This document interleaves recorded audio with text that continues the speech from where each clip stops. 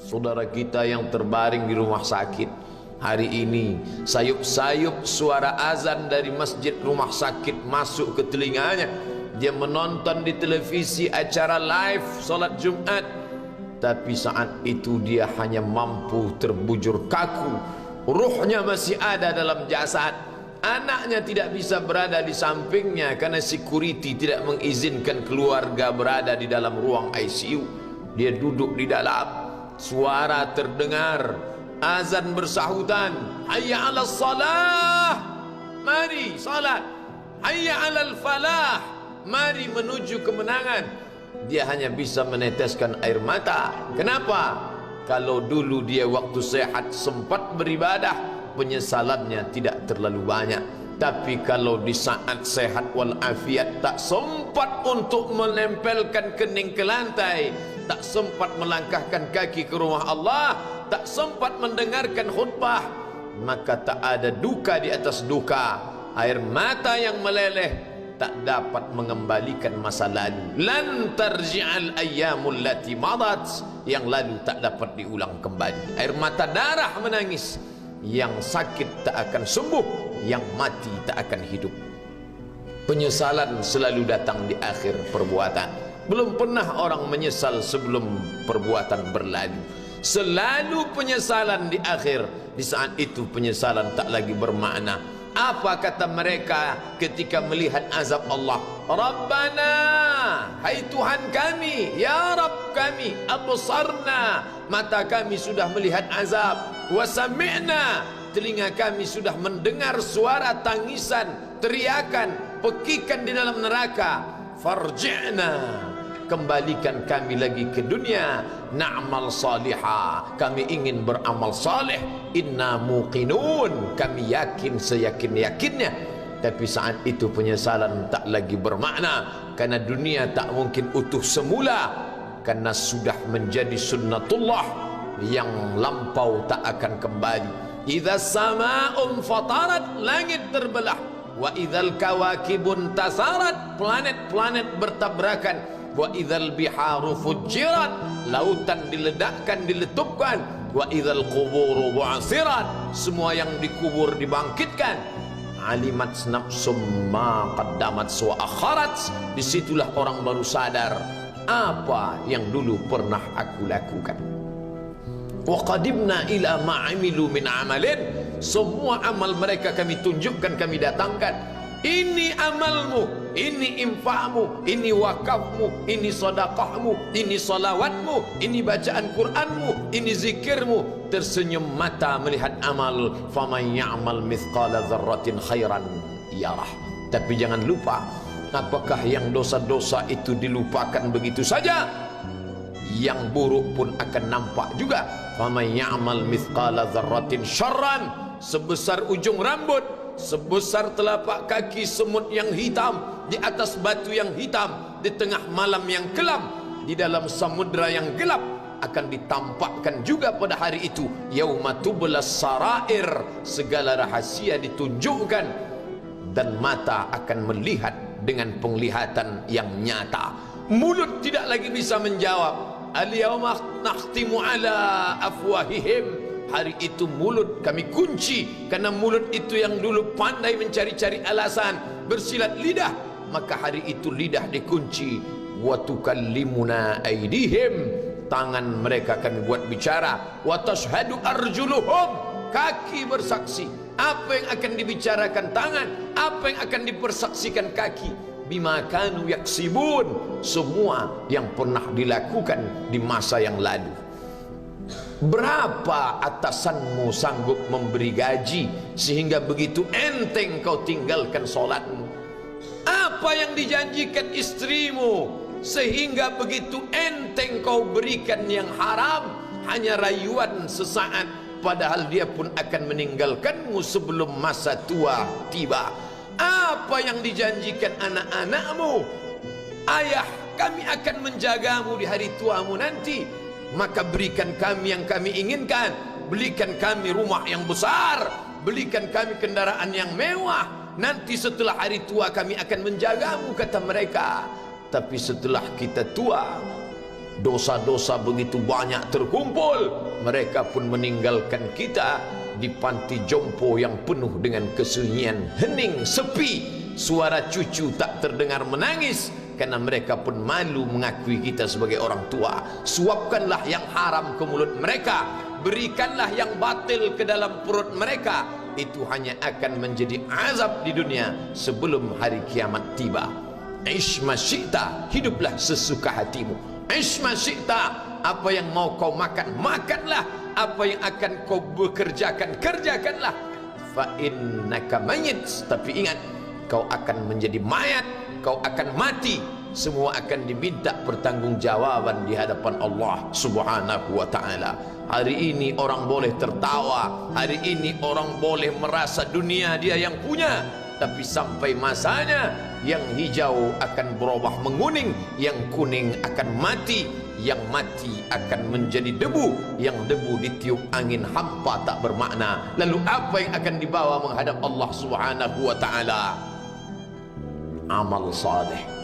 Kalau pernahlah mulut itu membaca sepotong dua potong ayat sebelum berangkat bekerja, kalau sempatlah masuk ke kamar mandi mengambil air wudhu, solat sunat duha sebelum berangkat bekerja, kalau sempatlah ketika duduk dalam suasana santai membuka iPad lalu dibuka Quran digital sambil melihat beberapa ayat merenungkan maknanya, mengingat mati, kalau sempatlah mulut mengucapkan subhanallah wa bihamdihi subhanallahil azim, kalau sempatlah anak istri dibawa ke masjid iktikaf mendengarkan pengajian, kalau sempatlah beberapa persen dari pendapatan itu dilimpahkan ke rumah anak yatim panti jompo masjid, kalau sempatlah beberapa meter tanah dibeli untuk pembebasan mendirikan rumah Allah, kalau sempat memberikan beberapa karpet untuk rumah yang selalu ditinggalkan, kalau sempatlah membelikan beberapa kilo beras untuk yatim piatu dan panti jompo,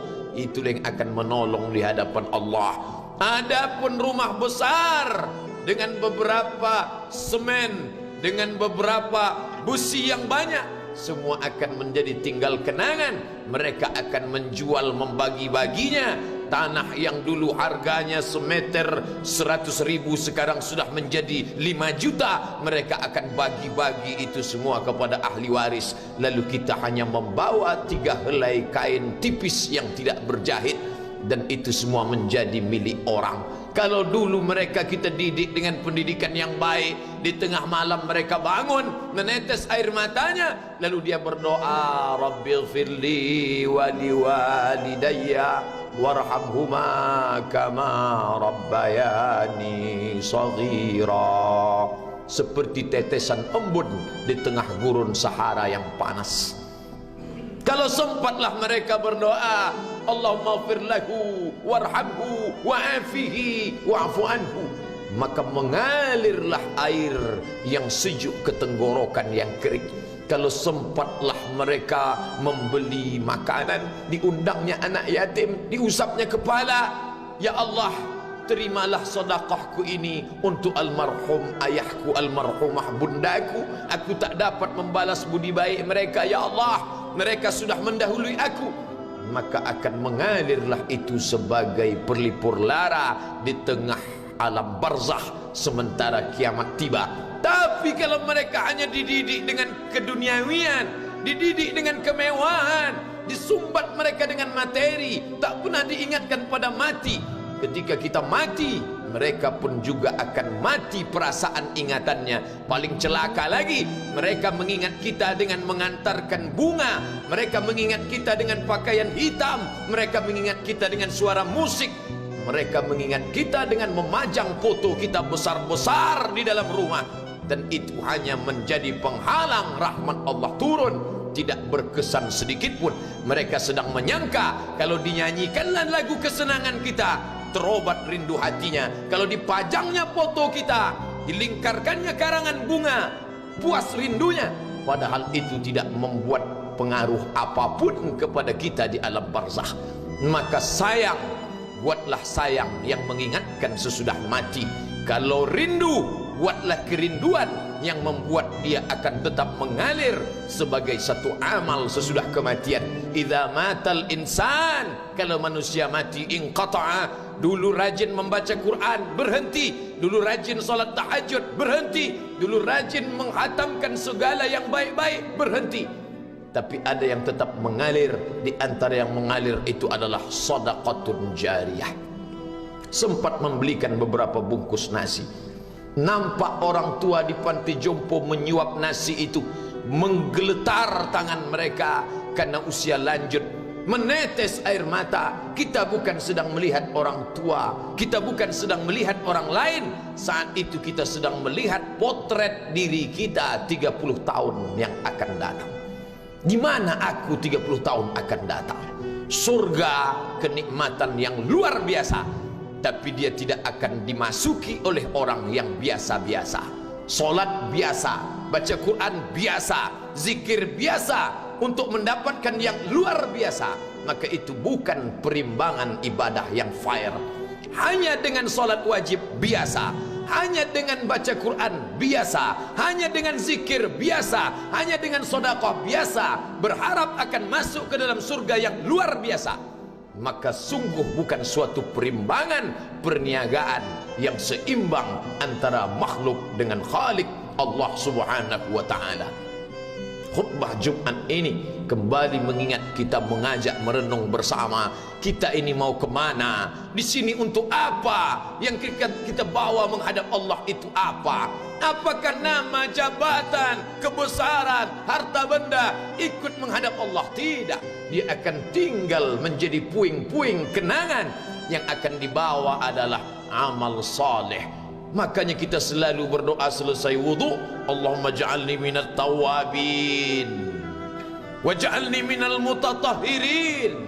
Ditutup dengan waj'alni min ibadikas salihin, karena orang yang saleh lah yang selamat dari kerugian, yang lain rugi. Innal insan, semua manusia lafi khusrin, rugi. Yang kaya rugi, yang punya kuasa rugi, yang ganteng rugi, yang punya anak rugi, yang punya istri rugi.